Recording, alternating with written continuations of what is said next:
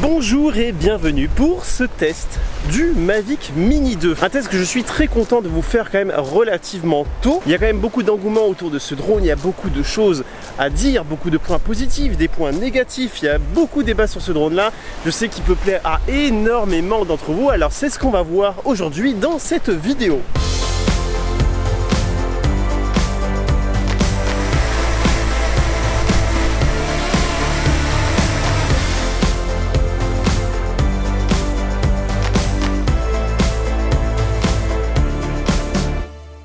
Puisqu'on commence à être habitué avec les produits de chez DJI, pas besoin de vous répéter tous les caractéristiques. Je pense que vous les savez déjà tous, notamment aussi avec la 4K qui a été intégrée, le fait qu'il fasse 31 minutes de vol, qu'il a un système OcuSync qui permet d'aller jusqu'à 10 km, on va pouvoir aller jusqu'au phare là. Non, je déconne. Plus sérieusement, il y a beaucoup de choses qui ont été rajoutées et alors moi, à la fois, j'adore ce drone et à la fois, en fait, c'est pas le drone en soi que j'aime pas trop, c'est la façon dont DJI nous l'a présenté en quelque sorte, parce que en fait, pour moi, je vous le dis dès le début comme ça, le DJI Mavic Mini aurait dû être comme ça dès le départ. Enfin bon, là, ce que j'ai envie de faire, c'est de le découvrir avec vous. J'ai vu très peu de vidéos sur le sujet, pour pas trop me spoiler, me faire mon propre avis, un avis complètement subjectif qui est le mien, à la fois passionné et pilote professionnel. Je vais vous dire ce que j'en pense, si je compte l'acquérir, est-ce qu'il est fait pour vous ou pas.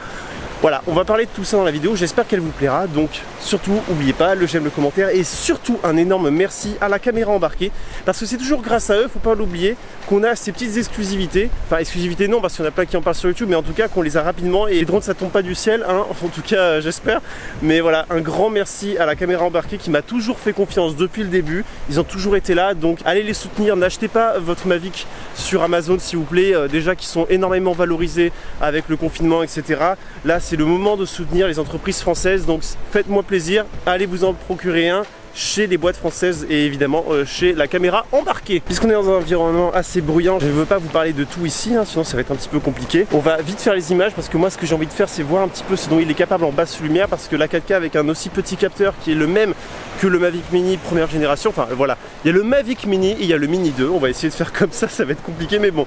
Voilà, le Mavic Mini avait pas mal de défauts sur la caméra et notamment le fait que c'est tout petit capteur et que la basse luminosité sur le petit capteur, notamment avec des lumières comme ça c'est compliqué, on va voir ça tout de suite. Bon alors déjà quand vous débutez, ne faites surtout pas ce genre de premier vol, veut dire ce genre d'environnement. Faites-le dans un champ, vous paramétrez bien votre drone, vous le configurez bien, vous faites le calibrage de votre caméra, etc. Vous voyez si tout fonctionne avant de le faire dans un endroit comme ça, hein. Il faut que vous soyez sûr de votre matériel et de votre niveau de pilotage. Donc là nous allons prendre la radiocommande d'ailleurs qui est exactement celle du Mavic Air 2. Alors vous aimez ou pas, moi je n'aime pas. Enfin surtout le fait, comme le dit tout le monde, que la radiocommande soit plus grosse et plus lourde que notre petit Mini 2. On va le faire décoller bien au milieu là, on fait gaffe.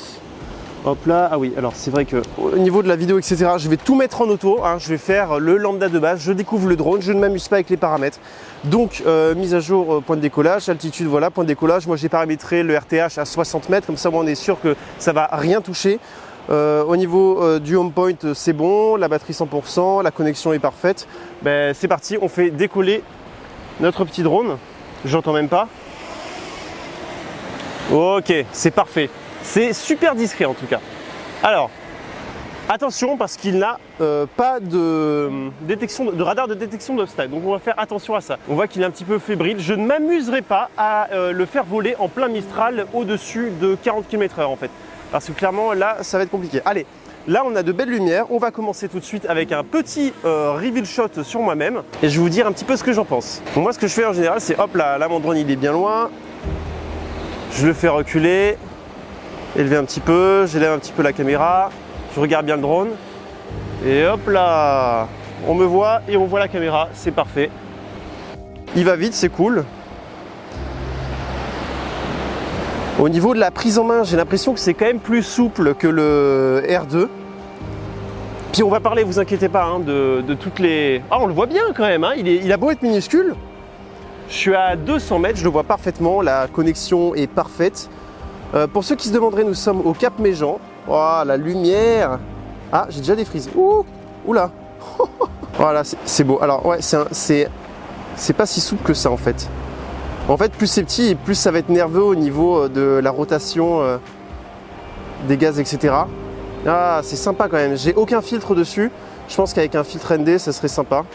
Ok, alors la RC, j'ai des problèmes à 200 mètres.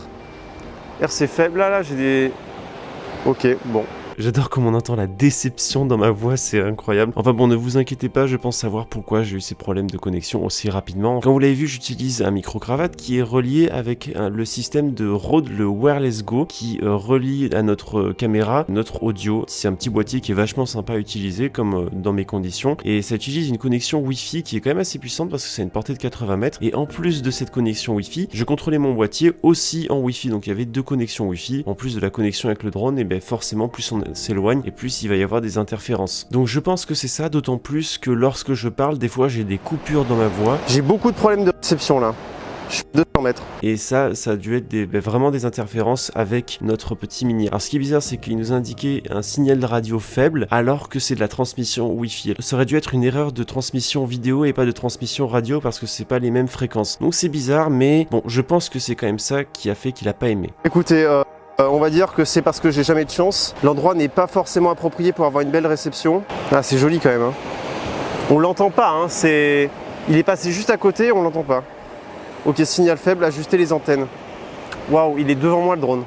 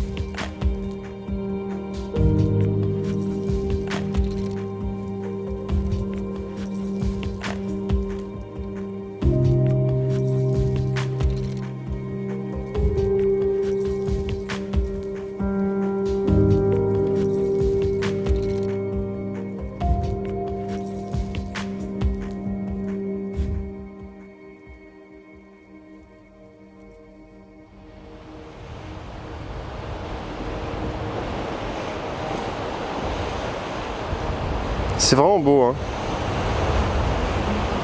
Je devrais revenir au Racer un de ces jours. Ce serait sympa. On a de très belles couleurs ici. Alors on s'y fait aux commandes qui sont assez sensibles, mais je vous garantis que vous allez avoir un peu de mal au début. Ne vous étonnez pas si vous êtes débutant et que vous trouvez que vos plans sont pas très fluides. C'est tout à fait normal. Il faut vraiment être très délicat sur l'angle de la molette de caméra et sur le reste des commandes. Allez, on va le faire atterrir et puis on va faire un petit récapitulatif de ce premier vol. Hein. Il me reste 14 minutes de batterie, je suis à 50%.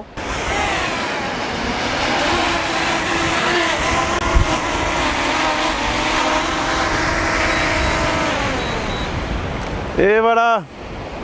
Bon, en attendant que la lumière s'estompe un petit peu et qu'on ait notre petite golden hour, qu'est-ce que je peux dire de ce premier vol qui est, on va dire, un peu digne de ma chaîne signature Drone My Life. Le dernier test que j'ai fait là sur le Mavic Air 2, quand j'ai essayé les modes de vol automatiques, c'était assez compliqué. Ne pensez même pas que je vais essayer une seule seconde les vols automatiques sur ce drone. On sait, c'est relativement les mêmes sur chacun. Comment ils ont réussi déjà à descendre en dessous des 250 grammes? Eh bien, on n'a aucune protection entre la prise USB-C et notre micro SD. Tout est complètement à nu en fait. Il sauve des grammes de partout, on le voit et c'est un petit peu dommage. Bon après ça c'est la législation, c'est un drone qui est conçu pour la législation. S'ils avaient pu faire autrement, ils l'auraient fait bien évidemment. Alors ce capteur qui est tout simplement celui du Mavic Mini avec écrit 4K dessus. En fait bon, il y a tout un système de processeur et tout ça qui a changé qui fait que en fait avec le même capteur ils arrivent à avoir une résolution 4K. J'ai plutôt l'impression que c'est une mise à jour du 1. Comment dire, on va dire que le Mavic Mini était une bêta de ce drone, un petit peu test pour voir si ça fonctionnait, si allait voir des gens intéressés, etc. Et puis en fait on voit qu'il y a une réelle demande et vous êtes vraiment beaucoup à vouloir celui-là et je suis tellement désolé pour ceux qui ont acheté le Mavic Mini. Honnêtement, si moi j'avais acheté le Mavic Mini et que j'avais vu ce drone, j'aurais été un petit peu déçu parce que pour je crois 50 € de plus, ou en tout cas moins de 100 €, vous avez ce drone qui est 2 fois mieux que le Mini en fait, enfin que le Mavic Mini. C'est vraiment pénible à dire. En tout cas voilà, le Mavic Mini pour moi clairement il ne sert plus à rien. Là vous avez une très bonne liaison radio, en tout cas pas dans ce genre d'environnement. J'essaierai de faire des tests de transmission ailleurs parce que là c'était un petit peu hasardeux. En tout cas d'un point de vue positif, ce que j'aime bien évidemment c'est la taille, c'est la discrétion, il fait pas de bruit.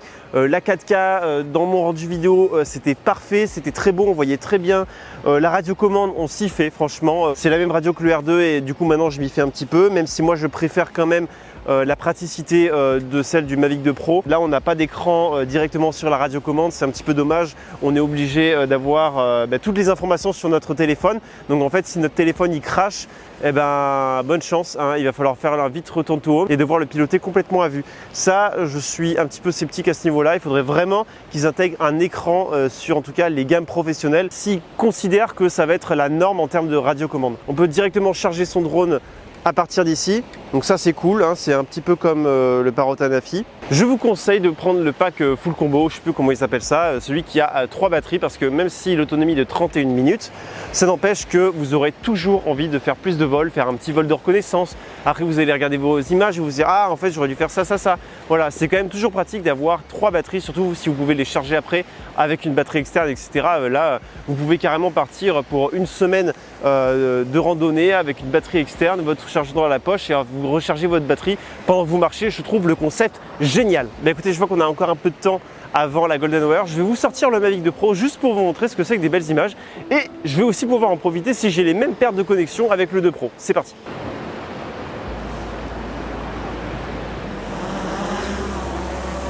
Ah bah ouais, là ça souffle un peu plus et il bouge même pas. J'adore mon gros bébé. Ça c'est la vie ce drone. Alors il faut savoir qu'avec tous mes appareils qui étaient encore en marche, ça n'empêche pas que le Mavic 2 Pro a eu aucune perte de connexion. Enfin bon, on va profiter de ce vol pour discuter un petit peu, savoir à qui je recommande ce drone et on va aussi parler évidemment de la qualité vidéo de ce Mini 2. Pour moi je dirais qu'il est fait pour 50% d'entre vous clairement, 30% pour le R2 et le dernier 20% pour le 2 Pro. En fait pour moi le Mini 2 il a tous les prérequis d'un bon drone, à savoir une bonne transmission radio, une bonne qualité vidéo et une bonne autonomie. Donc au niveau de la qualité vidéo, c'est vrai que je suis assez impressionné quand je le compare au Mavic Mini parce que c'est quand même le même capteur. C'est encore loin quand même d'être exceptionnel, mais pour monsieur tout le monde, c'est plus que suffisant largement. Comme je l'imaginais, en basse lumière et face au soleil, on voit ses limites. Il y a beaucoup de grains dans l'image et on peut noter facilement de la surexposition alors que bon, il n'y avait pas tant de lumière que ça. Donc je vous conseille vraiment d'investir dans des filtres ND.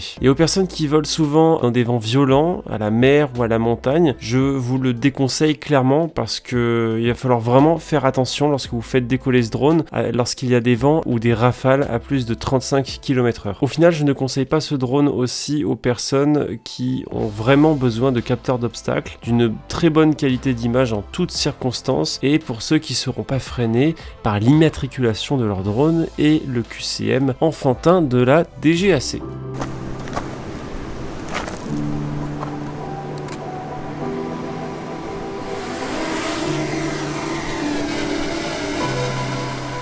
On va se quitter sur ces dernières images du Mini 2, ça aurait été un petit test de mes premiers vols avec ce drone. Encore et toujours, DJI arrive vraiment à me surprendre avec leur nouveau drone. Si vous voulez que je fasse d'autres vidéos avec le Mini 2, n'hésitez surtout pas à me le faire savoir avec un commentaire et un petit j'aime. En tout cas, je vous remercie d'avoir regardé la vidéo jusqu'au bout. On se retrouve très vite pour une prochaine vidéo. Alors d'ici là, portez-vous bien.